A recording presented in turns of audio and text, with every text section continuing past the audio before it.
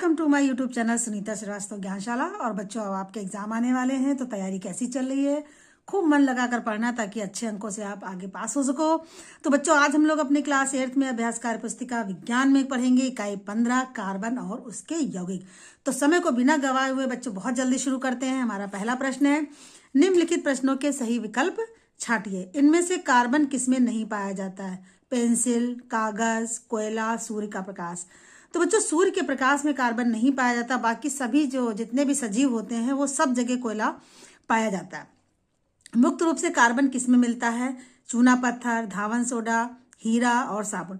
तो हीरे में बच्चों जो है मुक्त रूप से कार्बन पाया जाता है। इनमें से हाइड्रोकार्बन है सोडियम बाइकार्बोनेट, प्रोटीन, पेट्रोल और काजल। तो यहाँ पर पेट्रोल बच्चों आंसर सही होगा कि पेट्रोल जो होता है वो हाइड्रोकार्बन होता है। असंतृप्त हाइड्रोकार्बन का उदाहरण है मेथेन, एथेन, एथिलीन और प्रोपेन। बच्चों, हाइड्रोकार्बन दो प्रकार के होते हैं, संतृप्त हाइड्रोकार्बन और असंतृप्त हाइड्रोकार्बन। संतृप्त हाइड्रोकार्बन वे होते हैं जिनमें कार्बन की चारों संयोजकता एक एक बॉन्ड से यानी कि हाइड्रोजन से जुड़े हुए होते हैं और ये एकल बंध द्वारा जुड़े हुए होते हैं। जबकि असंतृप्त वे होते हैं जो एकल बंध के द्वारा ना यानी द्विबंध या त्रिबंध के द्वारा जुड़े हुए होते हैं, तो उन्हें हम कहते हैं असंतृप्त हाइड्रोकार्बन। तो यहाँ पर असंतृप्त हाइड्रोकार्बन बच्चों एथिलीन है। निम्नलिखित कथनों में सत्य अथवा असत्य छांटकर बॉक्स में लिखिए। प्रकृति में कार्बन की सबसे अधिक यौगिक पाए जाते हैं। बिल्कुल सही बात है, कार्बन के प्रकृति में बहुत ज्यादा यौगिक पाए जाते हैं।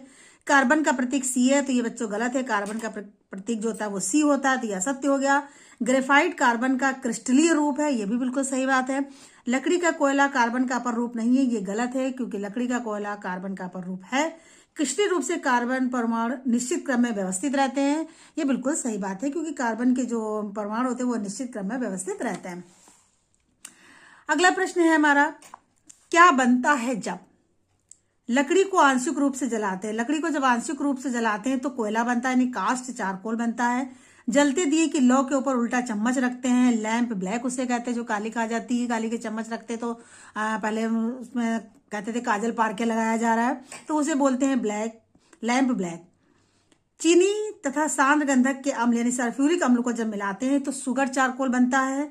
मोम को वायु में सीमित मात्रा में जलाते हैं तो भी उसमें भी लैंप ब्लैक बनता है। अमोनियम साइनेट को गर्म करते हैं तो यूरिया बच्चों बनता है। और जानवरों की हड्डियों का भंजक आसवन किया जाता है तो हमें जंतु चारकोल प्राप्त होता है। कारण बताइए। जहां लकड़ी का चूल्हा जलता है उस जगह पर आंखों में जलन होती है, जबकि जहां गैस का चूल्हा जलता है वहां ऐसा नहीं होता है। तो बच्चे, जहां लकड़ी जलाई जाती है, क्योंकि लकड़ी का जब चूल्हा जलाते हैं तो उसमें कार्बन डाइऑक्साइड गैस उत्पन्न होती है, इसलिए जो है हमें वहां पर आंखों में जलन होने लगती है। हम पेंसिल से कागज पर ठीक प्रकार से लिख पाते हैं किंतु कोयले से नहीं। बच्चों, पेंसिल जो होती है वो ग्रेफाइट की परतों के मध्य जो उसके बल होता है यानी कि जो कार्बन जो पेंसिल है यानी कि जो ग्रेफाइट उसमें जो पेंसिल की जो लिड होती है उसमें जो कार्बन की जो कार्बन जो है उसकी जो परतें होती है वो कई परतों में समतली होता है। ये आगे बड़ी क्लासों में आप और अच्छे से समझ सकेंगे, लेकिन उनके बीच लगने वाला जो बल होता है वो बहुत ही क्षीण होता है। इसलिए जो ग्रेफाइट की पेंसिल होती है वो नर्म व स्नेहक होती है और आराम से हम उससे लिख सकते हैं, जबकि कोयले में ऐसा नहीं होता है, इसलिए हम उससे नहीं लिख पाते। तो ग्रेफाइट की परतों के मध्य क्षीण बल से यह नर्म व स्नेहक होता है, इसीलिए हम उससे आराम से लिख लेते हैं।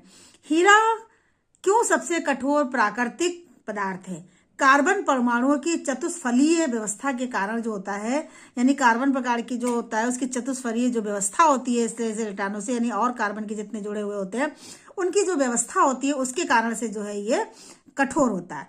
कोयले की खानों में विस्फोट क्यों होता है? कोयले की खानों में चूंकि मीथेन गैस के कारण वहां पर विस्फोट हो जाता है। बढ़ते हैं अपने अगले प्रश्न की ओर। हम देखते हैं अगला प्रश्न हमारा क्या है।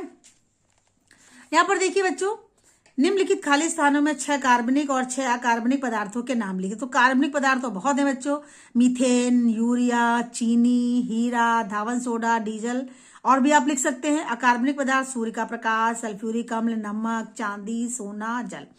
निम्नलिखित का एक एक उदाहरण दीजिए। ग्रेफाइट पेंसिल बनाने में, कास्ट चारकोल ईंधन के रूप में उसे हम यूज करते हैं, जंतु चारकोल चीनी उद्योग में यूज किया जाता है, लैंप ब्लैक स्याही बनाने में, कैरामेल अपचायक के रूप में और हीरा आभूषण बनाने के रूप में उपयुक्त किया जाता है। यानी कैरामेल जो होता है वो अपचायक के रूप में और हीरा आभूषण बनाने में हम उसका उपयोग करते हैं। यहाँ पर देखिए हमारा अगला प्रश्न है, स्तंभ का और स्तंभ खा को सुमेलित कीजिए। स्तंभ का ये है और खा ये से आप मिलाना है। तो फुलरीन बच्चों होता है फुटबॉल जैसी संरचना। पेंसिल के लिए ग्रेफाइट अभी हम लोगों ने पढ़ा था। हीरा कैसा होता है? पारदर्शी होता है। लैंप ब्लैक क्या है? कार्बन में, लैंप ब्लैक में सबसे ज्यादा कार्बन की मात्रा पाई जाती है, 98% से 99% तक पाई जाती है। मीथेन क्या है? सरलतम हाइड्रोकार्बन है। और अकार्बनिक पदार्थ यहाँ पर नमक आप बच्चों देख रहे हैं, बड़े आराम से पहचान सकते हैं।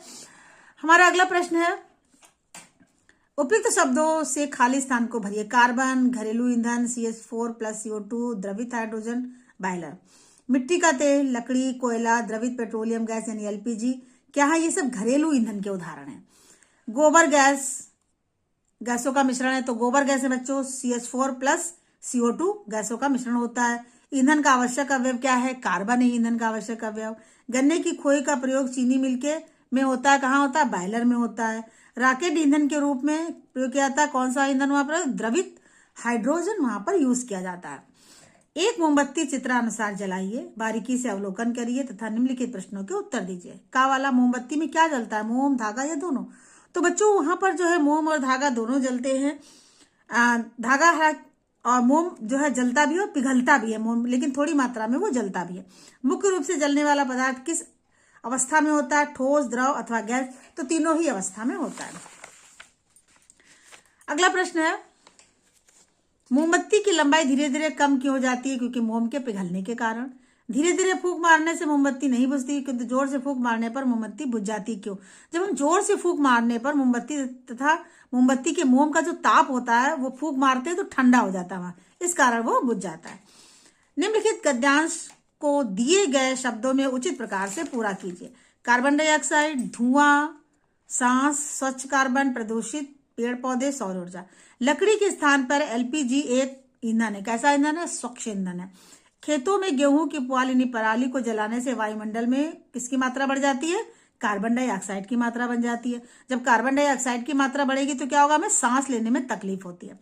उद्योगों की चिमनी से निकला हुआ जो धुआं होता है वो भी वायु को क्या करता है? प्रदूषित करता है। ग्लोबल स्तर पर पृथ्वी के ताप में वृद्धि का मुख्य कारण क्या है? कार्बन गैस ही उसका मुख्य कारण है बच्चों। इनमें कम करने के लिए हमें क्या करना चाहिए? पेड़ पौधे लगाना चाहिए और सौर ऊर्जा को ईंधन ऊर्जा के रूप में अधिकतम उपयोग करना चाहिए। अगला प्रश्न हमारा है, पेट्रोलियम को द्रव सोना क्यों कहते हैं? पेट्रोलियम को द्रव सोना भी कहा जाता है। वर्तमान युग में पेट्रोलियम किसी राष्ट्र के लिए सोने से भी अधिक कीमती है। किसी भी राष्ट्र की उन्नति काफी हद तक इस बात पर निर्भर करती है कि उसके पास कितना पेट्रोलियम है। इसीलिए पेट्रोलियम जो होता है वो द्रव सोना है, उसे कहा जाता है। खलिहानों में लगी आग को कैसे बुझाएंगे? या तो जल या बालू डालकर, दहनशील पदार्थों को हटाकर, या आग बुझाने वाले यंत्र को बुलाकर हम उसे वहां पर बुझा सकते हैं। LPG में एथिल मरकैप्टन क्यों मिलाया जाता है? LPG के रिसाव का पता लगाने के लिए इसमें गंध वाला पदार्थ के रूप में एथिल मरकैप्टन मिलाया जाता है बच्चों। यहाँ पर देखिए उदाहरण को देखते हुए हीरा तथा ग्रेफाइट से सही तीर लगाकर सूची का मिलान करिए। अब यहाँ पर देखिए बच्चों, एक तरफ ग्रेफाइट है और दूसरी तरफ क्या है? हीरा है। मिलाएंगे इसको तो ग्रेफाइट कैसा है? अपारदर्शी मिलाया हुआ पहले से है। दूसरा, ग्रेफाइट बैटरी चमकहीन और मुलायम होता है और द्विविमीय होता है, जबकि हीरा क्या है? कठोर होता है, चमकदार होता है, आभूषण बनाने में इसका उपयोग किया जाता है। त्रिविमीय में होता है और दूसरा पारदर्शी इसमें लगा हुआ है। तो इस तरह से ग्रेफाइट और हीरा का हम लोग अच्छे से इसको देख सकते हैं कि, और इससे हम उसके गुणों के बारे में भी पता लगा सकते हैं। खनिज पेट्रोलियम के प्रभाजी आसवन से प्राप्त होने वाली विभिन्न उपयोगी अवयवों को उनके कार्बन परमाणु की संख्या से मिलान कीजिए। डीजल बच्चों देखिए 14 से 20, बिटुमेन जो होता है वो 20 से अधिक होता है। एलपीजी का मिलाएंगे 1 से 4, पेट्रोल में 5 से 10 और नेफ्ता में 8 से 10 कार्बन परमाणुओं की संख्या होती है। ज्वलन ताप के संदर्भ में स्पष्ट कीजिए कि किस प्रकार कागज के कप में जल गर्म कर सकते हैं। कागज के कप को दी जाने वाली ऊष्मा चालन विधि द्वारा जल में चली जाती है। जैसे कि बच्चों देखिए यहाँ पर एक हमने अगर कागज का कप बनाया है और इसमें हमने जल भरा है और इसको अगर हम स्टैंड पे करके गर्म करते हैं, इसको सीधा बना लेंगे, गर्म करते हैं तो क्या होता है? तो सबसे पहले जब ऊष्मा जाएगी ऊपर तो क्या होगा? जिसके अंदर रखने है जो जल, चालन विधि के द्वारा वो जल उसको पहले गर्म करेगा। यानी पहले जल गर्म होगा उसके बाद कागज की बात आएगी। अर्थात जल की उपस्थिति में ताप कागज के ज्वलन ताप तक नहीं पहुंच पाता, क्योंकि हर पदार्थ का एक ज्वलन ताप होता है। क्योंकि जल भरा हुआ है इसमें और वो पहले गर्म होता है, तो कागज का जो ताप होता है, ज्वलनशील ताप, वहां पर वो पहुंच ही नहीं पाता, इसलिए कागज नहीं जलेगा। और कप में जो रखा हुआ जल गर्म, उसको हम कर सकते हैं। तो बच्चों ये वाला जो कागज भी होता है थोड़ा अलग होता है, तो इस तरीके से इस प्रयोग को हम करके भी देख सकते हैं। इसी के साथ हमारा ये लेसन भी समाप्त होता है। तो बच्चों खूब मन लगा के पढ़िए, आपके एग्जाम भी आ गए हैं। मिलते हैं बच्चों अगली वीडियो में। Thank you.